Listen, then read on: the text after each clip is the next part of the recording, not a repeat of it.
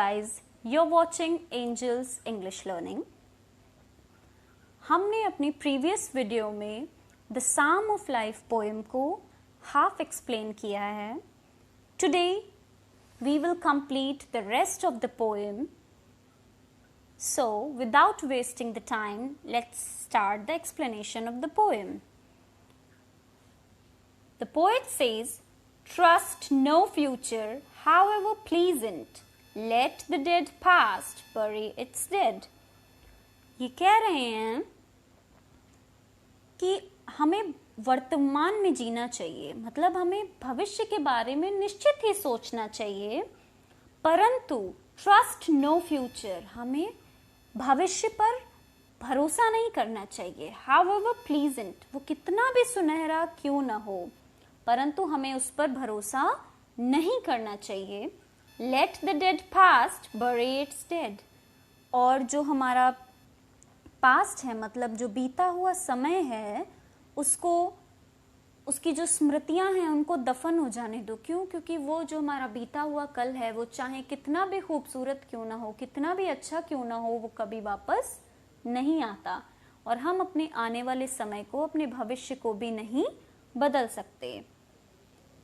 Act in the living present, heart within the God overhead.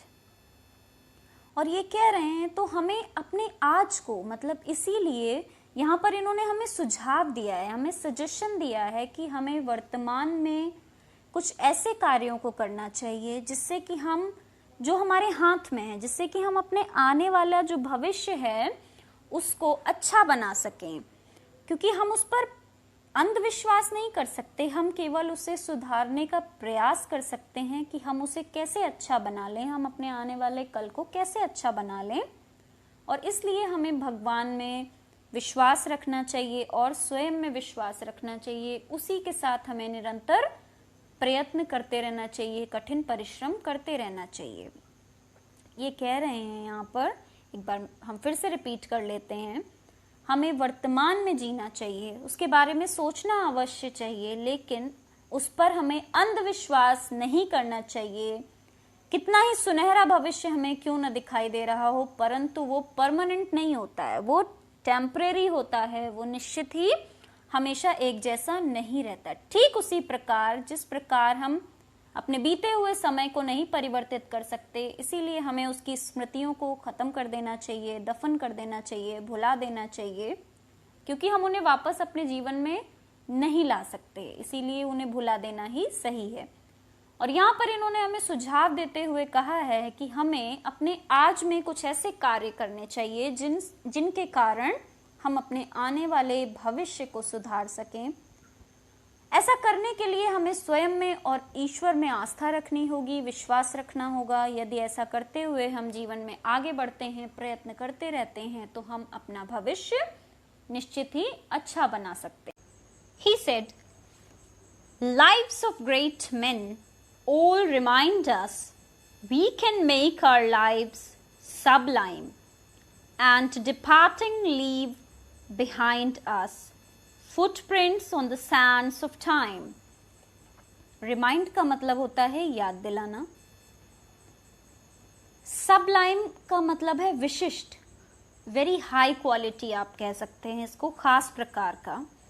Departing का मतलब है मृत्यु के पश्चात, मतलब चले जाने के बाद, यहाँ से चले जाने के पश्चात.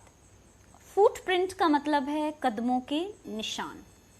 तो ये कह रहे हैं यहाँ पर कि महान पुरुष जो हैं उनका जीवन, हमें उनके जो महान कार्य होते हैं वो हमारे लिए प्रेरणा बन जाते हैं और हमें याद दिलाते हैं, हमें हमेशा प्रेरित करते रहते हैं. जैसे आज के टाइम में हमें डॉक्टर कलाम, उनकी कई बातें याद आती हैं, वो हमारे लिए एक प्रेरणा का एक स्रोत हैं. उन्होंने अपने जीवन को ऐसे व्यतीत किया है कि वो, आई थिंक वो एक ऐसे इंसान हैं जो जिनके जीरो हेटर्स हैं. तो ठीक उसी प्रकार जो महान इंसान होते हैं वो दूसरों के लिए प्रेरणा बन जाते हैं और उनके जो कार्य होते हैं वो हमें प्रेरित करते रहते हैं, हमें प्रेरणा देते रहते, सीख देते रहते, कुछ ना कुछ याद दिलाते रहते हैं. And departing leave behind us footprints on the sand of time.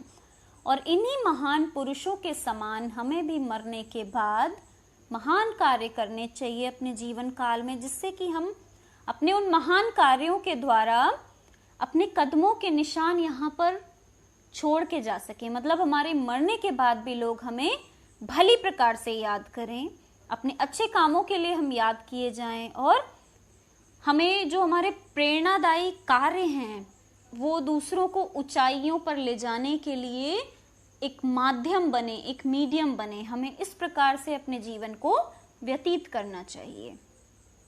Footprints that perhaps another sailing over life's solemn main, the forlorn and shipwrecked brother seeing shall take heart again। तो ये कह रहे हैं सेलिंग का मतलब होता है आगे की ओर बढ़ना या फिर तैरते हुए जाना। लाइफ सोलेम मेन का मतलब है जीवन रूपी गंभीर महासागर। लाइफ सीरियस ओशन भी आप कह सकते हैं। फॉरलॉर्न मीन्स होता है अनहैप्पी, लोनली, निराश, अकेला। शिपरेक्ड का मीन्स होता है जिंदगी का बिखर जाना, टूट जाना, the destruction of a ship. तो यहाँ पर शिप से जीवन को कंपेयर किया गया है। देन टेक हार्ट का मतलब है पुनः उत्साहित होना, री encouraged also you can say. तो ये कह रहे हैं यहाँ पर वो हमें उत्साहित करने की कोशिश कर रहे हैं, मोटिवेट करने की, इनकरेज करने की कोशिश करते हुए उन्होंने कहा है footprints that perhaps another selling over life solemn main. मतलब वो कह रहे हैं कि हमारे अच्छे कर्म जो हैं वो दूसरों को प्रेरणा व साहस दे सकते हैं। तो हमें अच्छे कर्मों पे ध्यान देना है, ये सोचना है कि हम जो कर रहे हैं कल आने वाले समय में उसका प्रभाव आने वाली पीढ़ी पर या हमारे आसपास के लोगों पर निश्चित ही पड़ेगा। दुखी, असहाय और उदास भाई जो हैं, शिपरेक्ड ब्रदर का मतलब है वो टूटे हुए, बिखरे हुए लोग। दुखी, असहाय और उदास भाई बहन जो भी हैं लोग, उनके जीवन को हम क्या कर सकते हैं, एक सहारा देकर के सागर की तरह हम उन्हें तैरा के एक कोने से दूसरे कोने पर ले जा सकते हैं। अपने महान कार्यों के पद चिन्हों को छोड़ के उन्हें प्रेरणा दे करके हम उन्हें पुनः उत्साहित करके उनकी सहायता कर सकते हैं, उन्हें सही मार्गदर्शन दे करके उन्हें सही रास्ते पर ले जा सकते हैं।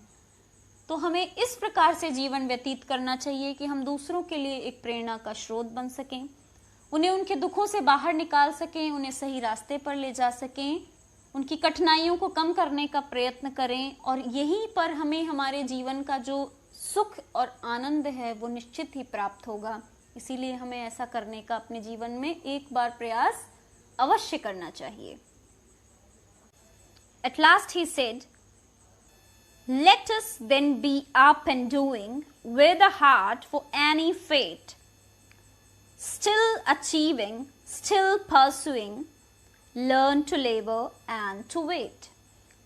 It's a very motivational line, और वो यहाँ पर बताने की कोशिश कर रहे हैं विद अ हार्ट से मतलब है इनका संकल्प के साथ, दृढ़ता पूर्वक।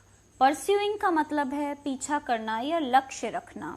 लेबर आप सभी को पता है मेहनत करना, वेट इंतजार करना।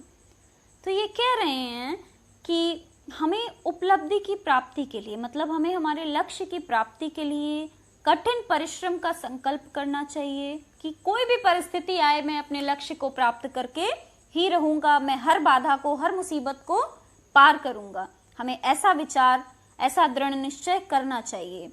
हमारे भाग्य या रास्ते में आने वाली जो भी कठिनाइयां हैं हम उसे, उनका साहस के साथ सामना करें, और अपनी मेहनत का जो फल है उसके लिए हम चिंतित ना हो। क्यों? अगर आप धीरे धीरे मेहनत कर रहे हो तो उसका फल निश्चित ही आपको मिलेगा। किसी भी कर्म का फल आपको तुरंत ही नहीं मिलता है।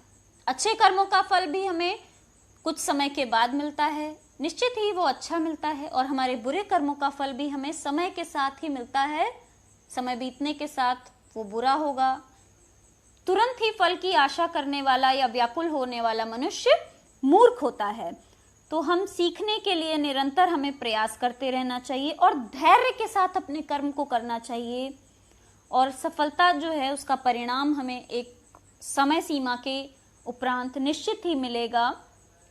जब तक हमें अपनी सफलता की प्राप्ति नहीं हो जाती तब तक हमें learn to labour and to wait, आपको परिश्रम करते रहना है जब तक आपको आपका लक्ष्य प्राप्त नहीं हो जाता, एंड टू वेट, और उस परिश्रम के फल का आपको इंतजार करना भी आना चाहिए। मतलब आपके अंदर धैर्य धारण करने का गुण निश्चित ही होना चाहिए।